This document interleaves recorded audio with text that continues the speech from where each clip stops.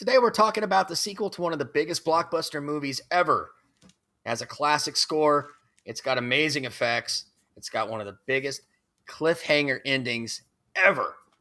Sometimes it's number 5 in the series, but today it's my number 2. We're talking Empire Strikes Back. I really thought you were going with Birdemic too.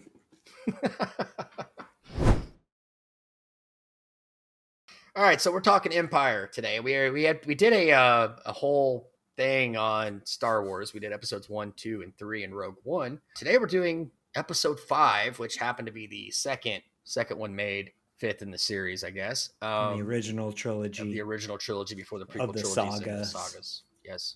Skywalker saga. Yes. Not counting the Disney Plus TV shows. But they're canon, so they actually kind of it gets confusing. But The Empire Strikes Back is my second favorite movie of all time. It's my favorite Star Wars film. And a lot of people, when they take polls, they ask, what's the best Star Wars movie made? Empire generally tops the charts. And it's a little different than the original one. The original one came out in 1977. It was all action, and you're seeing these amazing special effects, and everyone was completely blown away. And you're anticipating the sequel. And generally, sequels don't do as well as the original movie. The only other sequel that was as successful as the original was The Godfather Part 2. So you're always kind of like, all right, you got to lower expectations for the sequel. And I think that The Empire Strikes Back came out and actually blew the original one away.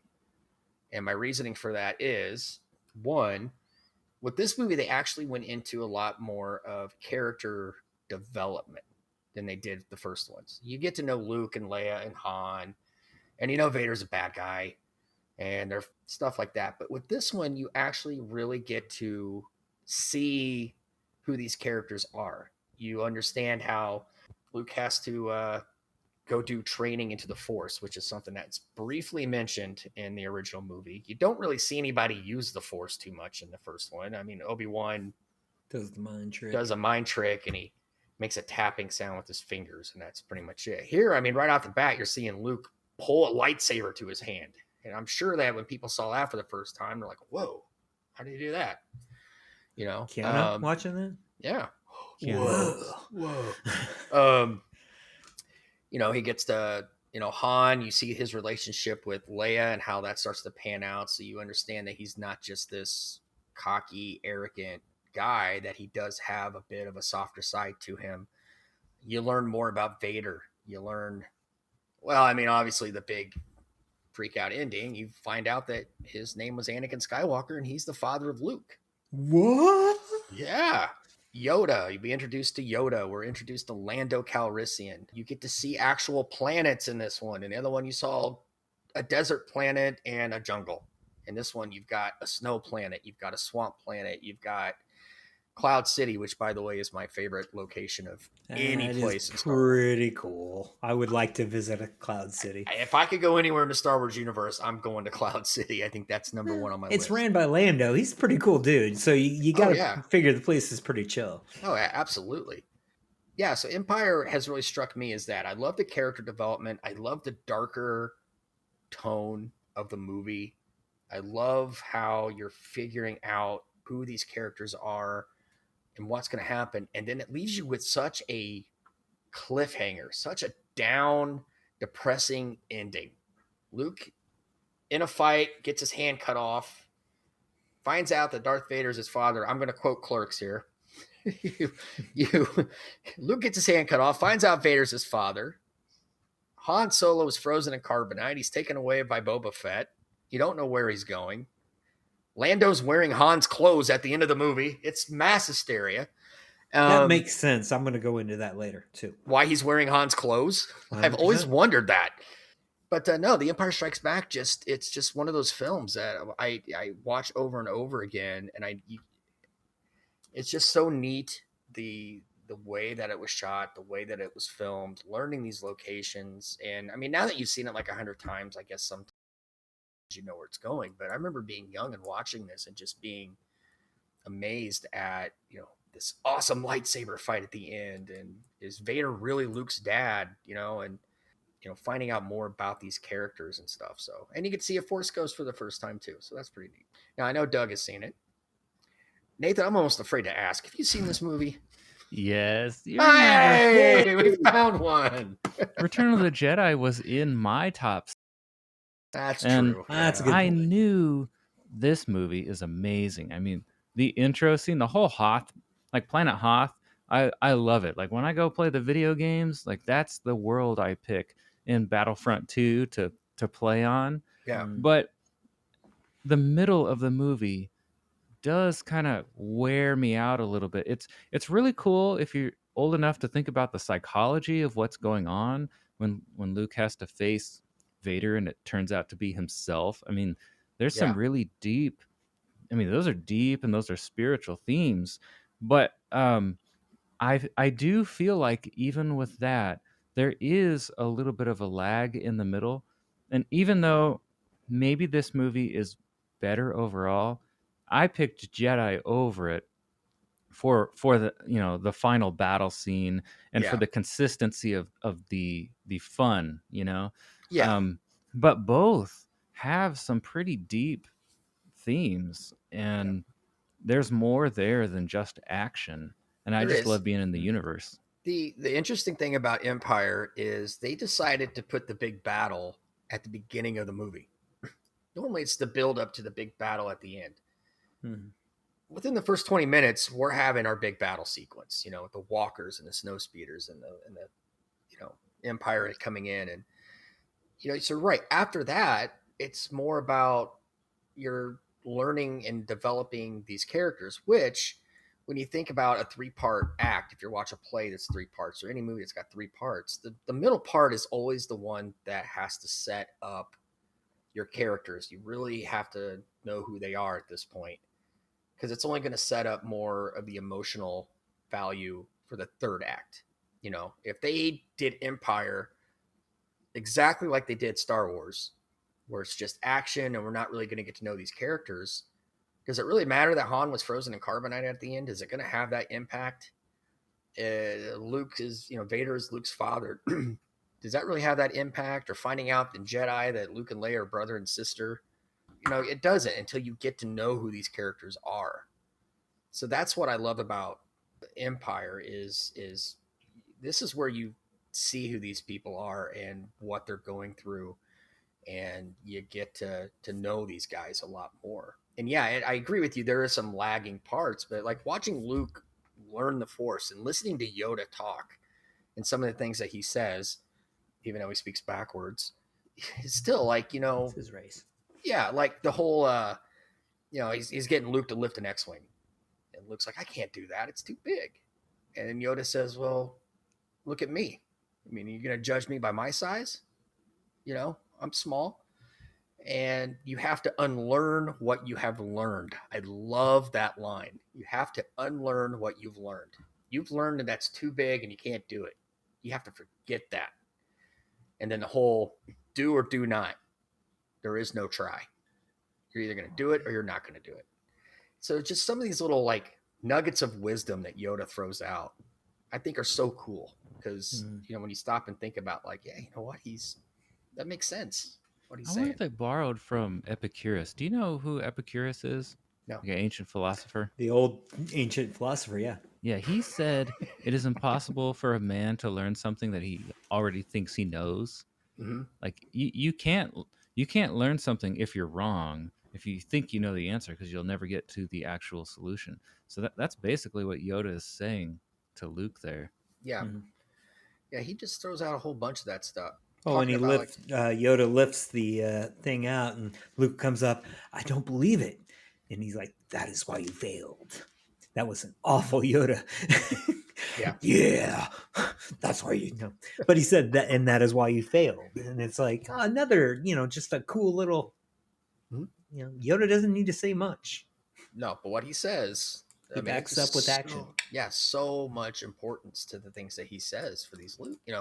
Luke has to go into the cave, and Luke says like, I'm feeling cold and I'm feeling death, and Yoda says that place is strong with the dark side, but you have to go in. You have to face this fear. So Luke says, well, what's in there? And Yoda says, it's only what you take with you. That's what's in there. So what's Luke do? He puts his weapons on, and he goes into this cave, and of course he sees Vader, and fights the Vader and knocks the helmet off and reveals Luke's face as a foreshadow of this is what you are going to become if you keep continuing down this path that you're on right now. And that was what Yoda was trying to tell him. Only what you take in with you is what you're going to find. So if you're going to take your weapons and you're going to take your fear, that's what you're going to find in there. So that is linked directly to the end of Jedi, because when Luke goes to face Vader, I mean, he kind of goes in peacefully, right? I mean, he almost loses it and he gets his lightsaber out, but like ultimately, he has to do what he learned not to do in Empire right here, right in the cave. And I don't know if people realize that there is a link there. That's a direct link, I think. Yeah. There's Makes a lot. sense. Yeah, absolutely. And then another thing that Yoda also brings up when he's training Luke is, he's talking about the dark side. And Luke asks, is the dark side stronger? And he says, no, but it's quicker, it's easier, it's more seductive. It's quick to join you in a fight. And again, that kind of relates to something that you might find in the real world where, when you get angry, your actions can take over a lot quicker. It's easier to act on that action than it is to stop and relax, take a breath, calm yourself, make the rational decision. Because a lot of times when we get angry or we get upset, we just kind of go with that first instinct of what we have to do and how we react. So, I mean, there's a lot that you can take away from this movie when you really stop and think about the deeper parts of it. So I live in Wichita, and the Wichita State University is known for basketball here, and their motto is play angry. And whenever I see that, I think of things like that. No, it's the Sith. Like, you don't want to play angry. That's not sustainable. Like, you're going to implode. Now, this is a great choice, Drew, mainly because, I mean, it's like I said, it's not my top 6, but showing a little bit of age here, that watching Empire in the theater in 1980 is one of my first vivid memories. You saw it in the theater? I saw the original in the theater, dude. Wow. My mom took me to 1977, the Star Wars. Oh wow. Right, I was there for that. I don't think I remember much of that one, but I do remember going to Empire Strikes Back because we went to it changed so many times, but we went to the mall, went to one of the big stores. It wasn't Sears. It was maybe even before JCPenney. I can't remember. Probably something that doesn't exist anymore. And we walked in. Mom bought me a Yoda t-shirt. And I'm like, who's that? And she's like, you're going to find out tonight. And I put on the Yoda t-shirt and we all went to the theater and watched that. And I remember just coming out of there just pumped, as a kid. I mean, it's like, okay, well, I know what I'm going to do for the rest of my life. I'm going to learn how to use the Force and become a Jedi. Yeah. I'm still working on what you think about when you're 5, but I think about it and I'm 45. I mean, I had a huge crush on Princess Leia, so I wanted to be a Jedi. There you go. I still try to reach the remote from across the room by putting my hand out there, hoping that one day it's going to come to my hand and I don't have to get every day. Just got to practice. Great pick on that. I didn't want to go too far or deep into it, but yeah, good choice. So I have 2 questions that have always bothered me about this movie, and I'm hoping I can get some answers. Maybe you guys can help me out with this. Okay. Number 1, we all know that to get into an X-Wing, you have to climb this ladder to get up into the cockpit, right? Mm-hmm. So he's on Dagobah. Luke's climbing up. He's getting ready to leave. He climbs up the ladder. He gets in the cockpit. They show Yoda. They come back to Luke. Ladder is gone. My question is, where does that ladder go? How does he? It doesn't retract into the ship. You have to hang it. Yes, you have to hang it. I thought to climb up. So where does Yoda keep one in his garage? No, where did this ladder come from? In and I know it shouldn't count, but in the last 3, I was thinking there was a point where you see Finn or somebody climb up into an X-Wing and you see the ladder retract. That's in the sequel trilogy. In the originals, the X-Wings are a little higher and you had to climb a ladder to get into it. And a ladder is a steel ladder that does not retract. Maybe they just expect you to think it does. No. See, I didn't. I've been looking at that since I was 10 years old. And I keep wondering, where does that ladder come from? I think Yoda has to have one in his garage that he hung up. I don't know. Could be, and he, as the camera's on him, his hand was down here, going, "Okay, just put that away." Yeah. So Dave Filoni, if you happen to see this, could you answer that question for me? Because you're like the guru of Star Wars, or George, what happened, or somebody. My second Anyone. one is at the end of the movie, they're getting ready to leave, and they show Lando and Chewie in the cockpit, and Lando is wearing Han's clothing. He's got his white shirt, he's got the black vest on. I'd like to know if Chewie's ratting him out or something over the intercom, like, hey, we'll find Han and we'll let you know. And then Chewie chips in and is like, Lando's stealing Han's clothes. I just want to let everybody know that. Why? I'm going to Doesn't answer Lando have this. his own clothes? I'm going to answer this. All right. It makes 100% complete sense. Okay. So Lando lives where? Cloud City. And how did he leave Cloud City? In a hurry.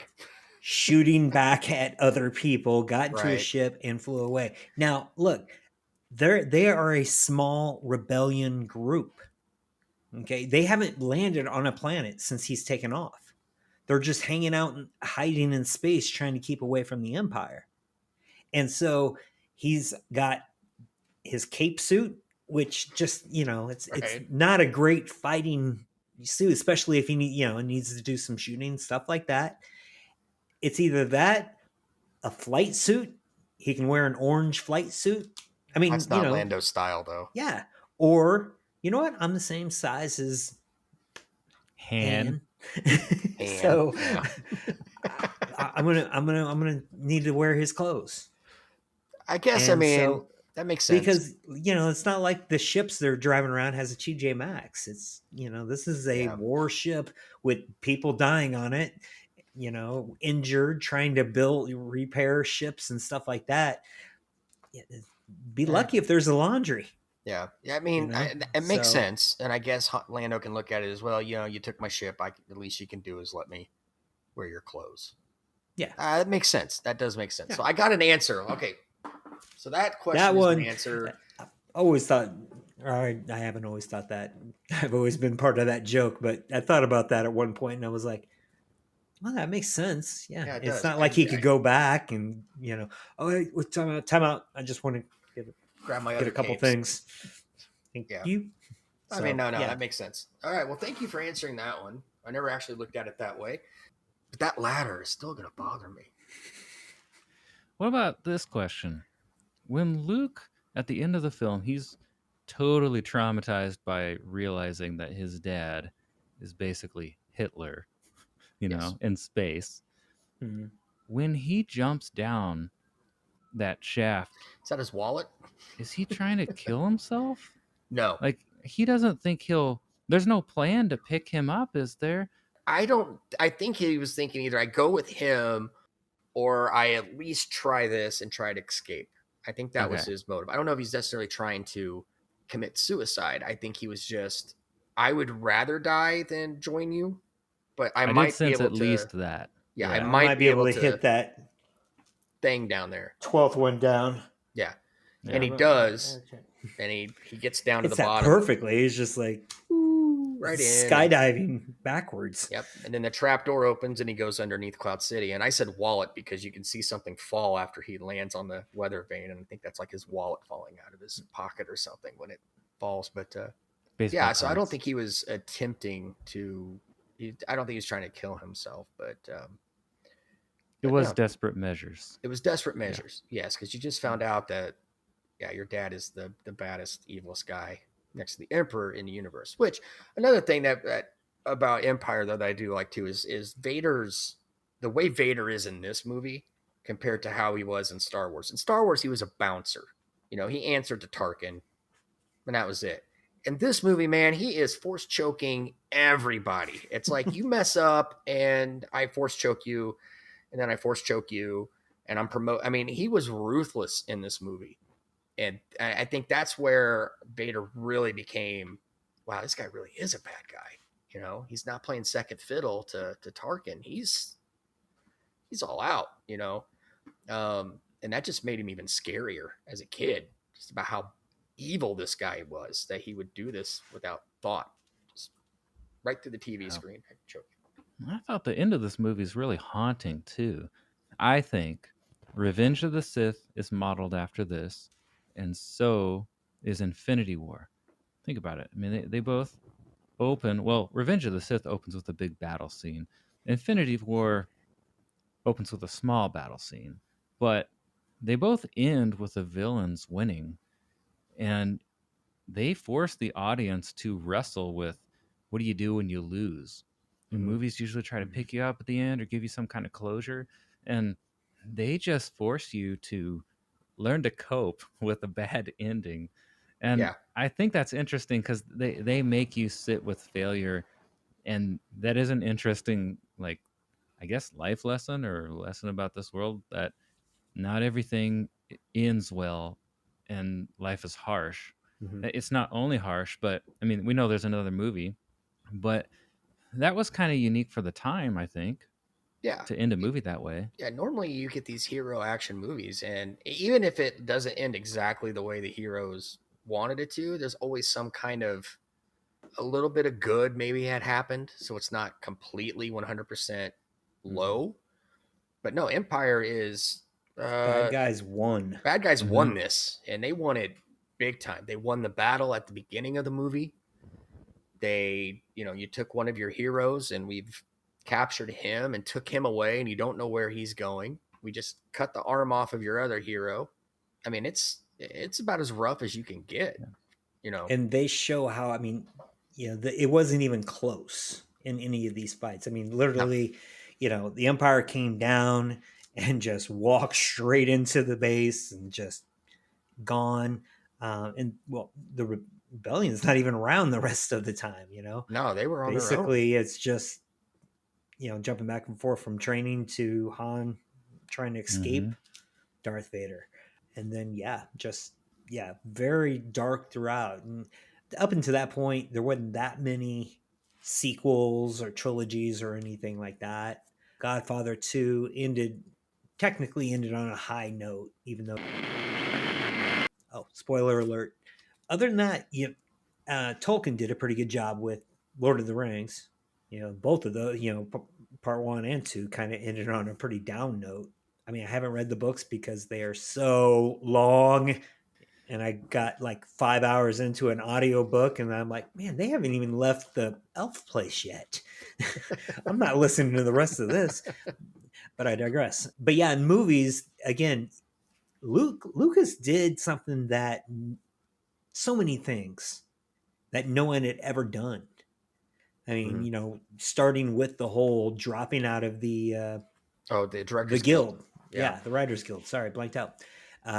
Dropping out of that, the special effects he used. I mean, up until that point, the best thing anyone ever saw was Star Trek, and that was, a ship on a string. yeah, He made everything come to life, and then he gives you a sequel, and it's completely different. It's like, whoa, this isn't like any other sequel I've seen. And then it ends, and it's like, what?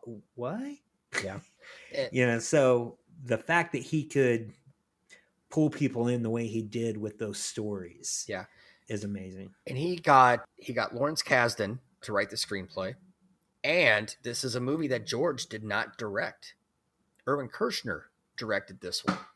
So Lucas could be more producery and make sure everything was going the way it Where was he supposed should to be. be. And that's another thing that makes Empire a little bit better than the original Star Wars, in my opinion. The actors weren't so stale. They weren't Wooden. so wooden. Mhm. Yes. You actually got that depth. And Kirshner allowed the actors to improvise a little bit if they felt like it. And Harrison Ford does he improvised a line in this movie. It was originally written before he got Frozen in Carbonite. Leia says, "I love you," and the script says, "I love you too." And they filmed it that way. But Harrison said to Kirshner, "That's not Han Solo. Han wouldn't say that." So Kirshner's like, "All right, what do you think Han would do? You do it as you think Han would say it." So Leia says, I love you. And he just looks at her and says, I know. And that's it. And it's like, that's Han Solo. So I don't think Lucas would have given him the freedom to improvise like that. But Kirshner knew how to work with actors.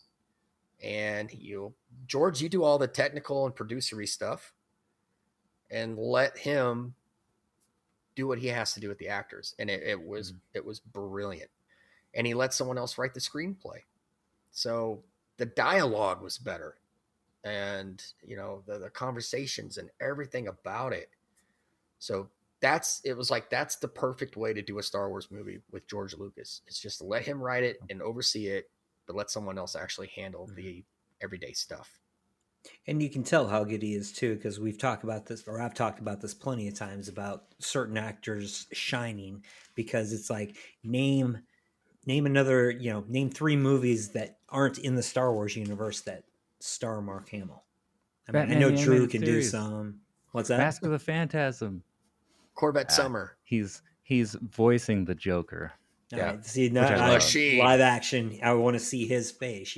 Right. He was in those Guyver movies that went straight to video. The Machine is like. I mean, he's, as much as I adore Mark Hamill, I love listening to him speak. The dude can, he tells stories great.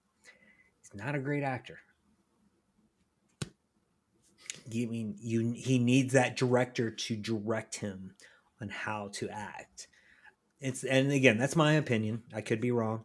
And like I said, and obviously he figured this out because he hasn't been pushing for acting roles. He just does voices. Right. He's going to go down as one of the greatest voice actors of all time. Yeah. And well deserved as well. And so it's like, I don't want that to sound bad. He's a much better actor than I am. I can barely make it through a couple of these. So I just saying that that's what was good, really good about Empire. I think that's what launched it much better than the original one, was because of the acting was better than the original one. Yes. Yeah. People, they just seemed a little more relaxed. I think that's where the actors became those characters. It's like in the first movie, could you see someone else playing Han Solo? Could you see Kurt Russell playing Han Solo and pulling it off? Yeah, maybe. Could I see someone else playing Han Solo in Empire? No, I can't. And it's the same with Luke character. Could somebody else have played Luke in Star Wars and had been the same movie? William Catt. I was gonna say the guy William Catt could have done it, and he was like in the top 3 or 4, something like that. But looking at it at Empire, though, I can't picture anybody else playing Luke Skywalker than Mark Hamill. So it's like Empire is where the characters and the actors, like, they almost became one. This is where I am who this is. And at that point on, there is no, you cannot recast. You cannot see anybody else playing those roles. So yeah, Empire was just that good. And I really wish I could have experienced it the first time in the theater, not know what's going to happen, and then have to like build up that anticipation for Jedi to come out. I did see Jedi in the theater, but at that point I had never seen another Star Wars movie, so I had no clue what was going on, and I was terrified of Jabba the Hutt. So it wasn't a great experience. Yeah. But no, I think so exactly, Empire number 2 on my list, and I don't know, I think that's probably everyone's at least top 2 Star Wars films of all time. Most time it's a number 1. Yeah, and since we always dig up the deeper spiritual meanings of this film, there's that one thing at the end when it ends so bad. I think that what it does to you is it makes you know that there's something wrong, right? There's something wrong in the universe with the way this film ends, and you're looking to some force beyond yourself. You're looking to some higher power to make it right? So that's kind of like, you're looking to God to bring justice in a world that is ruled by the Empire. And that's probably what people were doing in World War II, to be honest, Mm-hmm. So I think that's a moment where it's so bad that like it makes you point inside somewhere beyond yourself. I think that's cool that a movie would make you think about that, Yeah. because they do have the force that represents, spirituality, represents God, and so that is a piece of this film, because you get to the end, you're like, well, where's the force, or where's the good side of the force? And it's there. You don't know what it's doing. You don't know how this is all going to end, but you're waiting and you're hoping and you're looking to that. So. Yeah. All Cool. right. Are you going to tease your number one? Give us a hint as what it's going to Not be. as easy as last time. My number one movie was nominated for an Academy Award for Best Picture. Did not win. It's got some similarities with another film in my top 6. I have no idea. Actually, it's got a lot of similarities with another film in my top 6. There's a lot of connections to a couple of films that are in my top 6. I have no guesses. I guess I'll just have to wait and see, huh? Yeah. Willow, This is like written by George Lucas. It's like take my top 6 list and you can put it all together and you get my number one movie. So Rocky in space fighting a shark. What movie is that? You're okay. Ice Pirates. Ice Pirates. All right. I guess I'll That's just all I have can to wait say. and see on the next episode. So. Yes. Well, thank you guys for watching. If you like this video, hit like, subscribe, and let us know in the comments. Is Empire at the top of your Star Wars list? Or do you think another Star Wars film rivals it or bests it? Let us know in the comments, and we'll see you guys soon. Right.